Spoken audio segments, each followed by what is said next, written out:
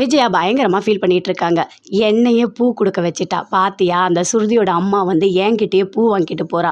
இனிமேல் சுருதியை பார்க்க வராளோ இல்லையோ என்கிட்ட பூ வாங்குறதுக்குனே வருவா. என்னை ரொம்ப அசிங்கப்படுத்திட்டாங்க அப்படின்னு சொல்லிட்டு பயங்கரமாக கோவத்தோட விஜயா பேசிகிட்டு இருக்காங்க. எல்லாத்துக்குமே காரணமே இந்த மீனா தான். இந்த மீனா பூக்கடை விற்கிறதுனால தான் இவ்வளோ பிரச்சனை அப்படின்னு சொல்லிட்டு விஜயா பயங்கரமாக ஃபீல் பண்ணி பேசிகிட்டு இருக்காங்க. அதுக்கு என்கிட்ட ஒரு ஐடியா இருக்குது அப்படின்னு சொல்லிட்டு ரோகிணி சொல்கிறாங்க. என்ன ஐடியா அப்படின்னு சொல்லிட்டு கேட்குறாங்க. அது ஒன்றும் இல்லை, அந்த கார்பரேஷன்காரங்களுக்கு ஃபோன் பண்ணி சொன்னால் போதும், இங்கே கடை இருக்குது, எங்களுக்கு டிஸ்டர்பன்ஸாக இருக்குன்னு சொன்னால் அவங்க வந்து அந்த வண்டியோடு தூக்கிட்டு போயிடுவாங்க, அப்புறம் பூக்கடையும் இருக்காது அப்படின்னு ரோகிணி சொல்கிறாங்க. நல்ல ஐடியாவாக இருக்கே, சூப்பராக இருக்கே, அப்போ இதை செய்யலாம் அப்படின்னு சொல்கிறாங்க விஜயா. சரி, நான் ஃபோன் பண்ணி என்னோடய ஃப்ரெண்டு மூலியமாக நான் சொல்லிடுறேன் அப்படின்னு சொல்லிட்டு ரோகிணி சொல்கிறாங்க. அதே மாதிரி ஃபோன் பண்ணி சொல்லிட்டாங்க. ஃபோன் பண்ணி சொன்னோடனே அங்கேருந்து ஆளுங்கள்லாம் வராங்க. வந்தோடனே கடையை தூக்குறாங்க. அப்போ மீனா பார்க்குறாங்க. எதுக்காக நீங்கள் கடையை தூக்குறீங்க, எதுக்கு கடை மேலே கை வைக்கிறீங்க அப்படின்னு சொல்லிட்டு மீனா கத்துறாங்க. இங்கே பாருமா, நீ கடை வச்சிருக்கிறது இங்கே டிஸ்டர்பன்ஸாக இருக்குது, இங்கே வந்து கடை வைக்கக்கூடாது, அதனால் எங்களுக்கு இன்ஃபார்ம் பண்ணியிருக்காங்க, நான் இந்த கடையை எடுக்கிறேன் அப்படின்னு சொல்கிறாங்க. ஆஃபீஸரெல்லாம் எடுக்காதீங்க, தயவு செய்து எடுக்காதீங்க, அது என்னோட கடை, நான் கஷ்டப்பட்டு வச்சுருக்கேன் அப்படின்னு மீனா சொல்கிறாங்க. இங்கே பாருமா, பொதுமக்களுக்கு டிஸ்டர்பன்ஸாக இருந்தால் கண்டிப்பாக நாங்கள் எடுத்துருவோம், உன் பேச்செல்லாம் அங்கே கேட்க முடியாது அப்படின்னு சொல்லிட்டு வண்டியோடு தூக்கிட்டு போகிறாங்க. பயங்கரமாக அழறாங்க. மீனா அங்கேருந்து அண்ணாமலை வராரு, வந்து பார்க்குறாரு. விட்டுருங்க, கடையை விட்டுருங்க அப்படின்னு அவரும் கத்துறாரு. ஆனால் கேட்கவே இல்லை அந்த ஆஃபீஸர். அந்த கடை எல்லாத்தையுமே வாரி எடுத்துகிட்டு போகிறாங்க. பயங்கரமாக அழறாங்க. மீனா தேம்பி அழறாங்க. அங்கேருந்து விஜயா வராங்க. பாரு விஜயா, இங்கே என்ன நடக்குதுன்னு பாரு அப்படின்னு அண்ணாமலை சொல்கிறாரு. அதுக்கு நான் என்ன பண்ணுவேன், ஏதோ இங்கே கடை வச்சனால அவங்க எடுக்கிறாங்க, அதுக்கு நான் என்ன பண்ண முடியும், நான் போய் என்ன அவங்ககிட்ட கெஞ்சவா முடியும் அப்படின்னு சொல்லிட்டு விஜயா சொல்கிறாங்க. ரெண்டு பேருமே ரொம்ப சந்தோஷமாக இருக்காங்க. அங்கேருந்து அப்படியே முத்து வராரு. வந்தவொடனே பயங்கரமாக மீனா அப்படியே தேம்பி அழறாங்க.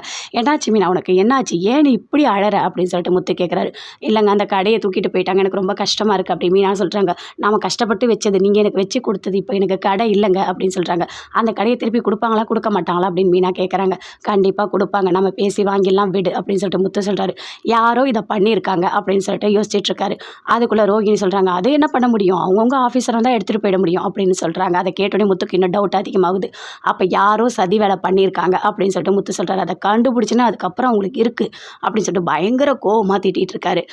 அப்போ அங்கேருந்து அப்படியே ரோகிணி விஜயா ரெண்டு பேருமே உள்ளே போகிறாங்க. உள்ளே போயிட்டு கை தட்டி பயங்கரமாக சிரிக்கிறாங்க. அப்பா, இப்போ தான் எனக்கு சந்தோஷமாக இருக்குது, ஒரு வழியாக முடிஞ்சுது அவள் கதை.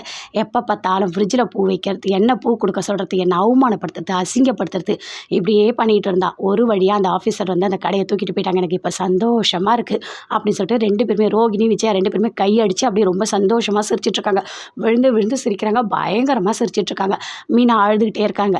மீனா, நீங்கள் அழாத மீனா, விடு, இது என்ன பிரச்சனை நம்ம கண்டுபிடிப்போம், கண்டிப்பாக சரியாயிடும் அப்படின்னு சொல்லிட்டு முத்து சொல்கிறாரு. மீனா அழத்தை நிறுத்தவே இல்லை. பயங்கரமாக அழுதுகிட்டே இருக்காங்க. அழாதன்னு நான் சொல்கிறேன்ல அப்படின்னு சொல்லிட்டு முத்து போகிறாரு. போயிட்டு யோசிக்கிறாரு. என்ன பண்ணலாம், யார் காரணமாக இருக்கும், எதுக்காக வந்து வண்டியை எடுத்துகிட்டு போனாங்க அப்படின்னு சொல்லிட்டு பயங்கரமாக யோசிச்சுட்ருக்காரு. சரி, என்ன பண்ணலாம் அடுத்து அப்படின்னு சொல்லிட்டு போயிட்டு ஒரு ஃப்ரெண்டுக்கிட்ட பேசுகிறாரு. ஏன் கடை போனால் என்ன, கண்டிப்பாக ஒரு ஸ்கூட்டி கூட வச்சு பூவெல்லாம் விற்கலாம் அப்படின்னு சொல்லிட்டு அவங்க ஃப்ரெண்ட் ஐடியா கொடுக்குறாரு. ஓ, அப்படி கூட பண்ணலாமா, சரி அப்போ போய் நான் ஒரு ஸ்கூட்டி எடுத்துகிட்டு வரேன் அப்படின்னு சொல்லிட்டு போய் ஸ்கூட்டி எடுத்துகிட்டு வராரு. எடுத்துகிட்டு வந்து வெளியே நிறுத்துறாரு. எல்லாரும் வாங்க வெளியே அப்படின்னு சொல்லிட்டு விஜயா, ரோகிணி, அண்ணாமலை எல்லாருமே கூப்பிட்டாரு. முத்து எல்லாருமே வெளியே வந்து பார்க்குறாங்க.